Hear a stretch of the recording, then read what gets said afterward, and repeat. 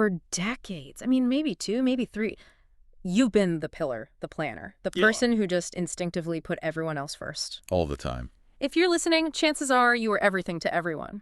And, that level of service is admirable, but it's exhausting. And what we're seeing now and what our sources are all pointing to is this powerful new trajectory for the second half of life. Right. So today, we're doing a deep dive into how affluent, seasoned adults, we're talking 50 and older, are completely redefining luxury travel.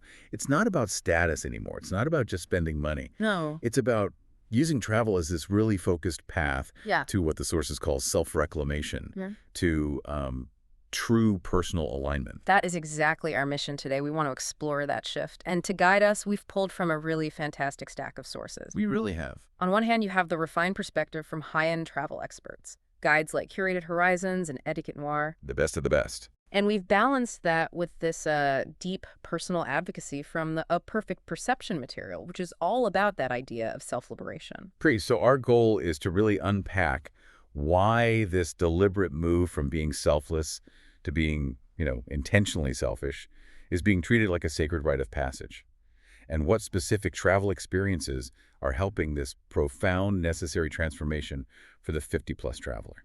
Let's start with the root of this movement, because it really begins with an internal recognition. After all those decades of management, of logistics, of service, there's this quiet ache. A realization that something essential, something sacred has been missing. And that missing piece is you, the self. It's a powerful internal discovery. And you often hear people describe it not as a crisis, but more as a soft awakening. Interesting. Yeah, they look at their life and they realize they've been performing the role of mother or provider or caretaker, but they haven't checked in with the actual person who signed up for those roles in a very, very long time. And the catalyst for making this intentional and external is often empty nesting. We're talking about that emotional and psychological shift when the children finally leave home. The years spent just surviving the family-raising years, the logistics, the school runs, it's suddenly over.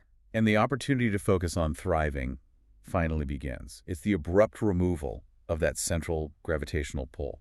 And this brings us to a huge philosophical redefinition, which is the idea of selfishness. Right, which has such a negative connotation usually. It does. But it needs to be stressed that being selfish at this stage is absolutely not a negative flaw. It is not a crisis, and it is definitely not about abandoning responsibilities. That's the old way of thinking. The new definition we're seeing in these sources is deeply positive.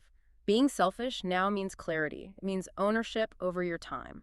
It's a rite of passage, really, to proactively take care of you. And maybe most powerfully, it's about setting a boundary. It's about teaching others how you demand to be treated from now on. What's crucial here, too, is understanding the urgency. People aren't just easing into this. They're often pushed by these big life events that just clarify everything. Oh, absolutely. The sources detail these harrowing catalysts, like a near-loss experience, a spouse having a heart attack at, of all places, the car wash, something totally mundane. Or a major material loss, like the house burning down. Exactly.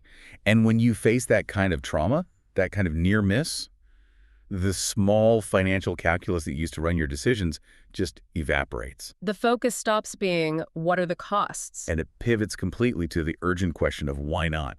When you realize life is finite, those why nots become unavoidable. And that urgency gives rise to this intentional promise you see in the sources. If I want to do it, I'm doing it. If I crave it, I'm claiming it.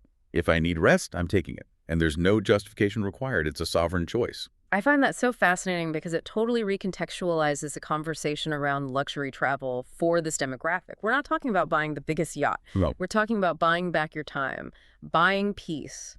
Precisely.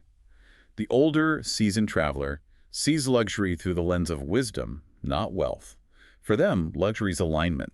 Alignment with the wisdom they've gathered and the life they are intentionally creating. So it's about moving past the need to prove themselves to clients, to neighbors, and instead focusing entirely on experiencing themselves. Yes. They're seeking significance, ease, joy, depth.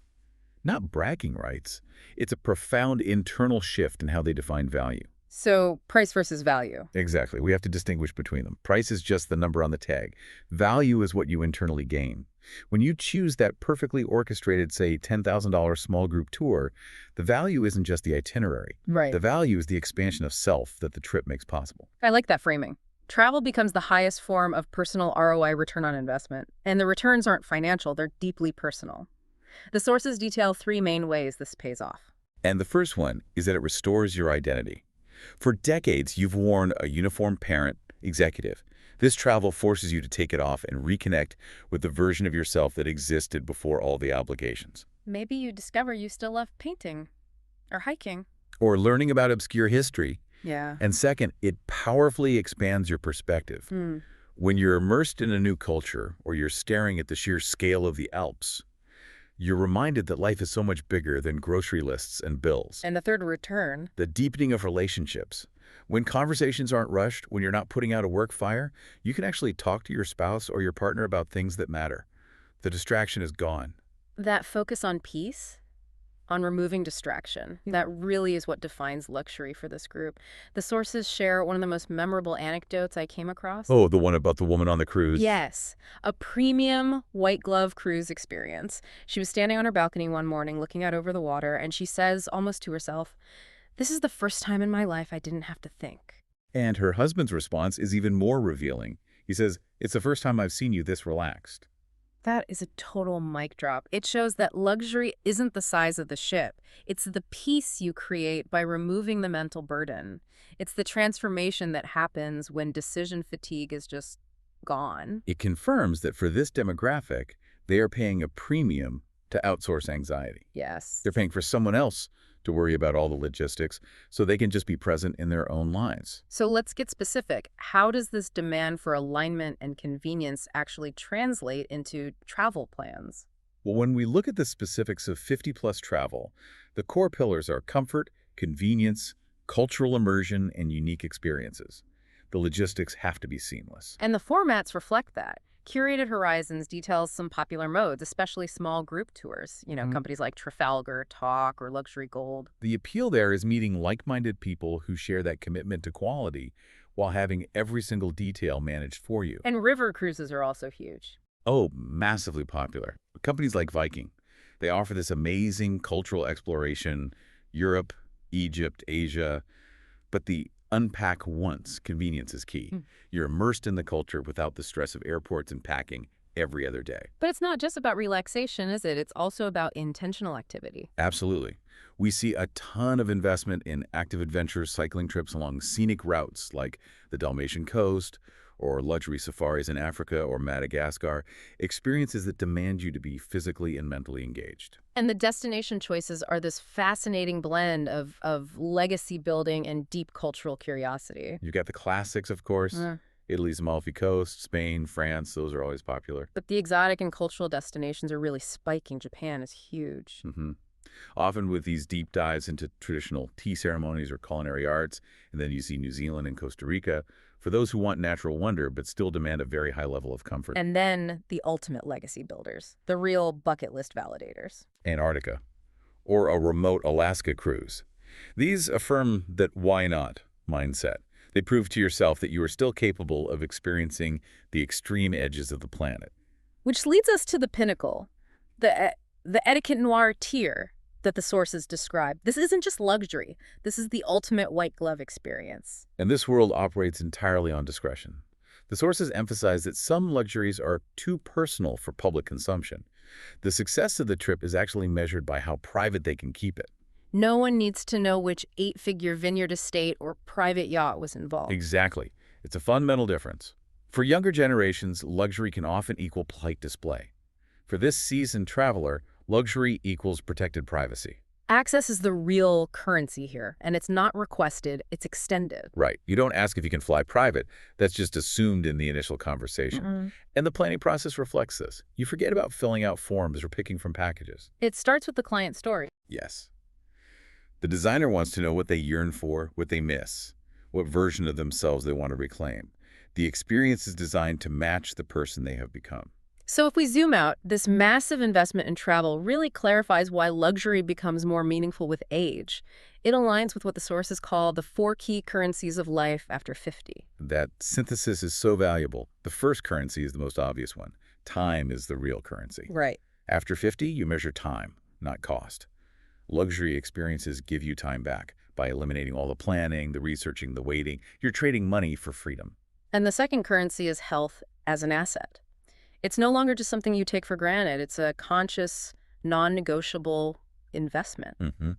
Travel is intentionally integrated into a wellness plan through spa retreats or active trips because it strengthens emotional well-being. It's literally seen as an investment in your future time. Third currency. Memories outperform material things. We talked about that. Experiences build a legacy. Objects don't. You remember the feeling of a profound moment, that difficult, rewarding climb, the shared laughter, not the thing you bought. And the final currency is that ease is power. Yes, the highest form of wealth, according to the sources, is being fully present. White glove travel removes all the mental noise, all the decision fatigue, and that relief is the ultimate earned privilege. And this intentionality, it filters down into daily life too, doesn't it? It's not just about the big trips. Not at all. The sources talk about simple choices.